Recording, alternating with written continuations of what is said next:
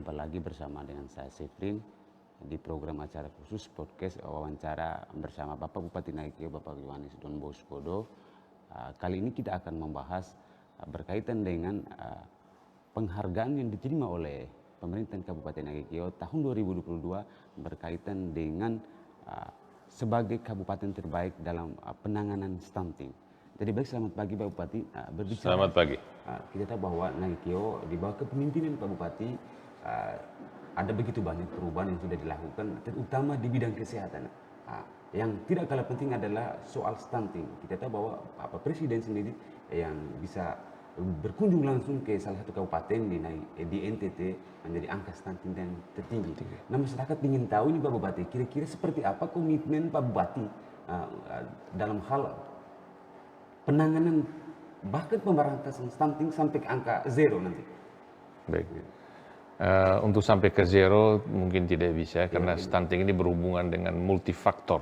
Tapi dari banyak faktor kita harus bisa melihat faktor yang mana yang bisa dibawa kendali kita. Ya. Nah ini soal stunting. Jadi, nah stunting itu sendiri kan memang gangguan pada perkembangan awal yang sangat vital dalam 1000 hari pertama kehidupan, ya, baik itu kehidupan sejak di dalam kandungan maupun di luar kandungan.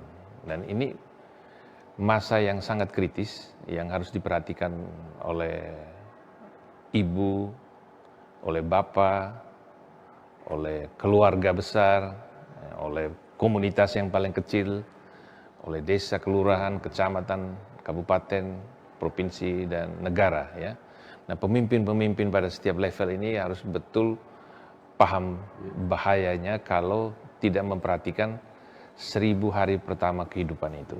Nah, kita bersyukur bahwa pada era kepemimpinan Pak Jokowi ini, Presiden bisa diyakinkan bahwa masalah SDM kita ini tidak bisa pekerjaan yang sifatnya instan, ya, harus bekerja dari hulu. Dan kita secara nasional memperhatikan 1000 hari pertama kehidupan. Tapi untuk kita di Nagekeo, kita bergerak lebih ke hulu lagi. Kita bergerak pada putri, ya, setiap remaja yang mendapatkan haid pertama, itu sudah harus masuk di bawah pengawasan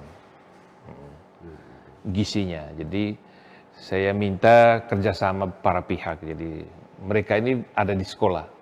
Dan sekarang ini anak kelas 5, kelas 6 itu bisa mendapatkan haid pertama. Dan guru kelas, kepala sekolahnya, terutama penanggung jawab UKS, itu harus wajib bekerja sama dengan bidan di Polindes atau Pustu terdekat, supaya setiap bulan ketika seorang anak sudah mendapatkan haid, ya, remaja putri mendapatkan haid, dia tiap bulan harus diperiksa HB-nya.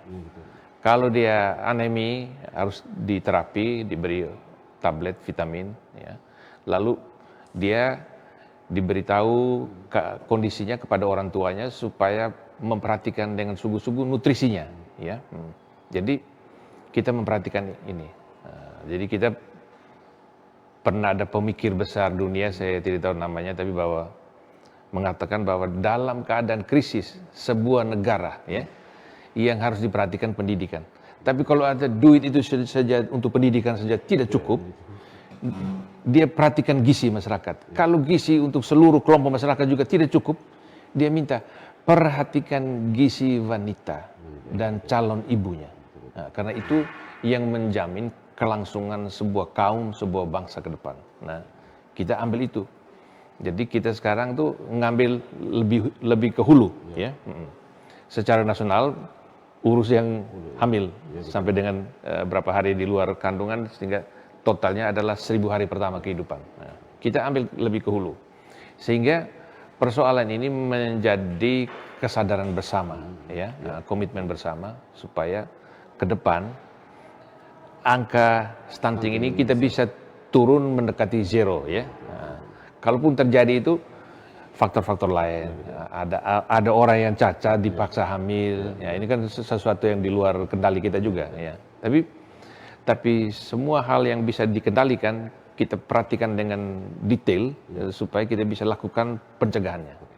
Berikut Pak Bupati, dari penghargaan yang sudah didapatkan oleh pemerintah Kabupaten Nangkia di bawah pimpinan Pak Bupati sendiri ini tidak terlepas daripada kolaborasi semua pihak, termasuk Satgas yang sudah dibentuk oleh Pak Bupati sendiri dengan diketuai oleh Pak Wakil bersama Ibu Ketua TPPKK. Nah, dari penjelasan Pak Bupati bahwa intervensi yang sudah dilakukan oleh pemerintah dalam hal ini adalah menyasar ke hulu. Dalam hari ini komunal keluarga yang paling dekat. Tentu saja membutuhkan peran semua pihak dalam hal ini ibu-ibu, kelompok-kelompok dasar rumah tangga ibu-ibu yang ada di desa. Nah ini kira-kira seperti apa revitalisasi kelompok-kelompok seperti Dasa Wisma dan kelompok-kelompok ibu-ibu lainnya sehingga mereka ini yang paling dekat dengan anak maupun remaja putri. Iya, jadi dengan revitalisasi beberapa ini organisasi masyarakat atau kemasyarakatan ya kayak Dasa Wisma, kemudian pada remaja itu ada Karang Taruna, kalau pendekatan agama ada OMK, remaja masjid, ya.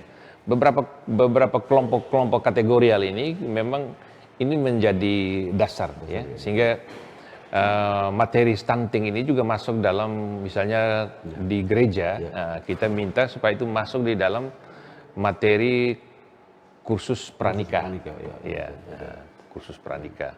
Kemudian di OMK, buat yang laki-laki atau di Karang Taruna, kita masuk bekerja sama dengan Dukcapil.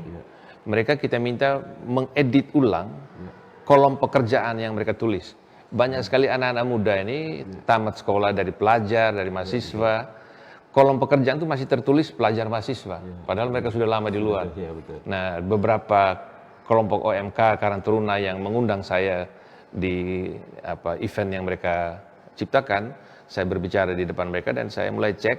Yang pertama KTP, mana ada yang bawa KTP, saya cek. Dan ini kerjasama dengan Dukcapil, ini diedit ulang.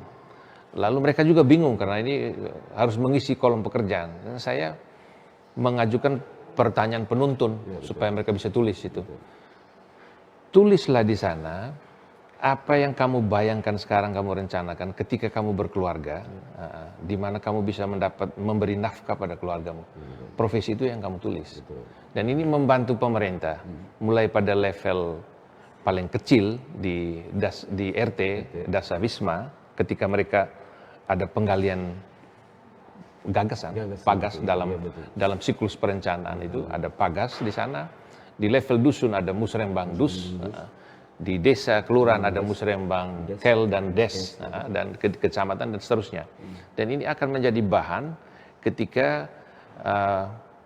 kompetitif yang terjadi pada level kecamatan, pada level kabupaten, program-program prioritas apa yang harus diperhatikan oleh seorang kepala daerah, oleh para wakil rakyat di DPRD, ya, yang harus dialokasikan biayanya. Ya.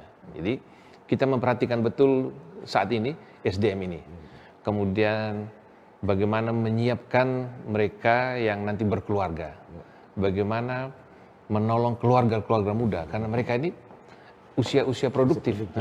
Kapan saja mereka bisa hamil, bisa memproduksi anak. Nah, kalau kita tidak perhatikan mereka ini keliru besar. Angka ini akan besar. Jadi saya minta pada level yang paling depan itu para lurah dan desa, karena kepada mereka juga diberi budget. Nah, prioritas penggunaan budget, baik ini di APBDes Perubahan 2022 ini, melalui PMD P3A, ketika mereka melakukan asistensi, arahkan betul supaya mereka memperhatikan hal ini pada SDM ini. Ya. Infrastruktur kalau belum penting-penting amat, tunda, postpone itu, tunda dulu, ya. Jadi kita ambil ini dulu. Paling air minum barangkali, itu kita penting ambil. Sanitasi, tapi di luar itu rabat jalan tunda dulu. Tidak begitu menyasar ke kebutuhan. Tunda dulu ya, barangkali, ya di sektor produksi barangkali ya, pengolahan lahan atau apa itu yang diurus dulu. Karena kalau ada barang orang pikul juga bisa, tapi kalau ada jalan tidak ada barang juga repot. Ya, itu justru kita makin dihisap oleh para penjual, para pedagang. Jadi saya mau kasih tahu bahwa membangun jalan rabat di desa belum tentu menguntungkan kita. tapi melancarkan orang yang jual bakso, Ya.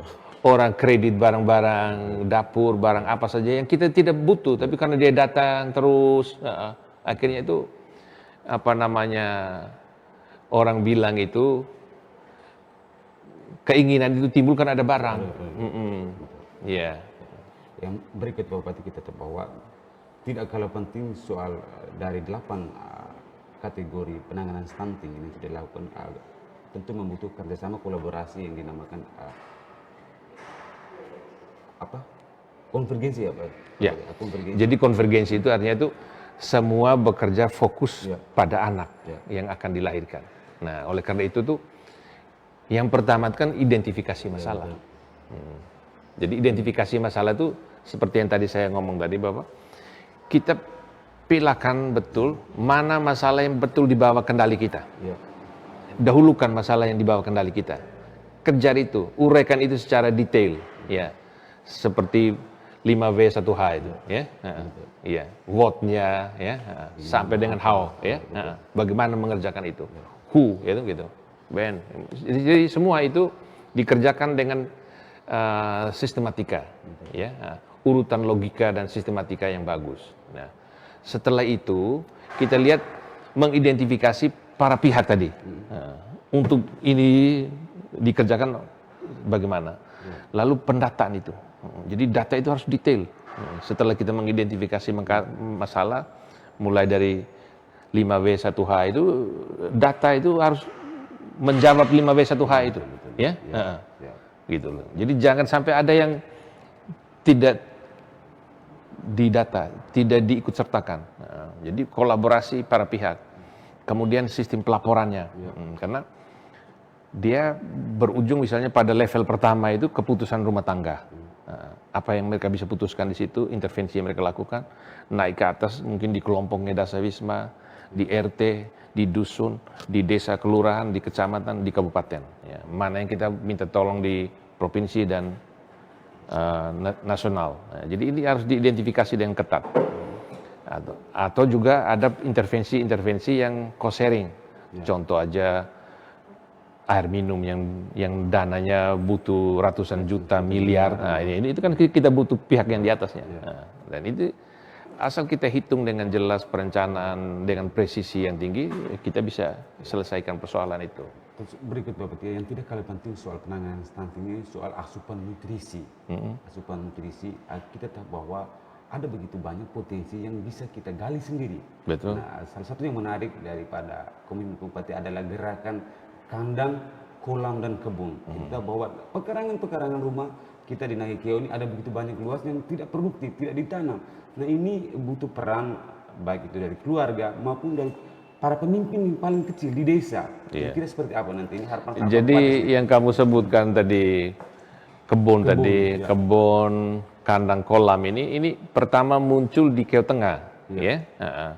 Itu ketika Ibu Hilda jadi camat di sana dengan beberapa kepala desa, itu juga lahir kreativitas ini, itu lahir dari kecerdasan, inovasi, tidak melihat masalah itu sebagai sebuah masalah, tapi mengolah masalah melihat potensi. Dan itu lahir dari ini ada kandang-kandang babi yang dibuat permanen, sekarang kosong. Lalu ada ide, kenapa kita tidak isi air ini, terus kita taruh ikan atau lele, gitu loh. Jadi itu ide cerdas, itu kecerdasan yang menolong betul. Jadi itu kolam. Tapi sebetulnya ini bagian dari program di Dinas Pangan yang selama ini nih tidak mendapat cara untuk mementaskan itu dan menarik, yaitu KRPL. Kawasan Rumah Pangan Lestari. Itu sebetulnya ada programnya sudah lama sekali, kamu bisa gali. Nah, hanya karena itu tadi tidak ada manusia kreatif yang ada di sana yang bisa memanggungkan, membuat program ini menarik perhatian, gitu loh. Ya, ini kan bagian dari promosi, tapi lebih jauh lagi sebetulnya bagaimana kita menjadikan itu sebuah entertain. Nah. Dan ini kalau kamu lihat ke belakang 2 tahun lalu kita sudah mulai itu di Kelurahan Danga. ya toh? Iya, betul. Akhir 2019, awal 2020 itu kita kerja bagaimana kintal-kintal yang ada nih kita dorong dia untuk nanam. Jadi prinsipnya kalau ada air kamu bisa minum, bisa mandi, berarti ada air untuk kita bisa siram. Nah, tinggal metodenya yang harus sesuai dengan itu jumlah air yang ada. Kalau dia memang butuh sedikit berarti irigasi tetes. Kalau dia agak banyak kita siram seperti biasa. Jadi sebetulnya ini gerakan sudah muncul dan kita senang sekarang bahwa di pasar itu sudah tersedia sayuran, kemudian produk-produk lain yang sudah lebih sehat, yang semua di bawah kendali kita. Penggunaan pupuk, pestisida, insektisida itu kita sudah bisa tahu persis mana yang kita pakai, mana yang tidak. Dan ini bagus sekali untuk kesehatan. Dan itu kesadaran ini sudah muncul dan ini menjadi gerakan sekarang di masyarakat untuk memanfaatkan pekerangan itu. Sekecil apapun mereka pakai itu. Terakhir Pak Bupati ini, banyak masyarakat awam yang masih melihat bahwa pola penanganan stunting yang dilakukan oleh pemerintah ini tidak begitu penting di masyarakat karena masyarakat lebih cenderung hasil pembangunan yang dialokasikan oleh pemerintah itu berupa fisik, infrastruktur, jalan, jembatan, dan lain sebagainya. Tapi di satu sisi stunting ini adalah bencana kemanusiaan nasional yang dalam rangka mempersiapkan goal generation dari 2045. Betul. Nah, ini salah satu edukasi kepada masyarakat, seberapa penting sebenarnya stunting ini harus ditangani oleh pemerintah saat ini, Pak Bupati. Iya, sebetulnya yang paling sederhana sekarang itu adalah kita bisa jelaskan dalam persaingan antar wilayah, antar etnik saja itu kita udah kalah kita Nage Keo ini udah kalah. Seperti contoh tadi, kita bikin rabat masuk kampung, memperlancar orang jual bakso. Sementara kita pikul setengah mati itu kemiri dari tebing-tebing, duit yang sudah dapat sedikit tadi kita beli bakso lagi. Padahal bisa. Belum lagi kita cicil lagi ala-ala dapur yang sebetulnya kita belum butuh-butuh amat, gitu. Belum lagi cicil apa lagi yang di handuk lah, spray lah, macam-macam yang sebetulnya kita belum butuh-butuh amat. Tapi ini semua masuk dalam supply induce demand. Jadi orang menggoda kita dengan menunjukkan barang-barangnya. Mau tidak mau kita beli, apalagi cicil lagi. Kita tidak rasa bahwa kita tergerus, kita dihisap. Nah, sebetulnya ini kejelian pemimpin paling dekat dengan masyarakat, yaitu para kepala desa, lurah, untuk melihat ini. Dan kali ini perubahan APBDes, saya minta betul PMD dalam melakukan asistensi, mengenal betul karakteristik dari setiap kelurahan dan desa, agar belanja mereka di-shift ke pengeluaran yang memastikan ketersediaan pangan. Karena kalau kita tidak kerjakan dalam menyiapkan Okmar ini, Oktober-Maret, musim tanam Oktober-Maret, kita tahun depan mange, lapar kita, ya. Itu repot. Kemudian mengapa kita penting ini juga saya menghimbau para pemimpin di masyarakat, formal informal yang ada di masyarakat, ya. Gengsi kita ini bukan pada barang fisik. Sudah lewat. Ketika kita tua itu orang tanya kau punya anak di mana, kau punya cucu di mana. Kamu mau jawab apa? Kalau kau punya anak dan cucu itu tidak laku, tidak kompetitif. Orang tidak tanya kau punya rumah berapa, auto berapa, motor berapa, tidak. Kamu ketemu temanmu di SD, temanmu di SMP, temanmu di SMA, yang dia tanya kau punya anak. Ini fakta. Jadi tolong, sederhana saja dulu. Jadi baik, terima kasih Pak Bupati atas waktu dan kesempatan di acara khusus podcast Radio Suara Nage Keo dalam membahas soal piagam penghargaan yang diberikan kepada Kabupaten Nage Keo atas terpilih sebagai kabupaten dan kota peringkat 1 se-provinsi Provinsi Nusa Tenggara Timur dalam hal pengentasan stunting. Oke, jadi saya juga menyampaikan terima kasih.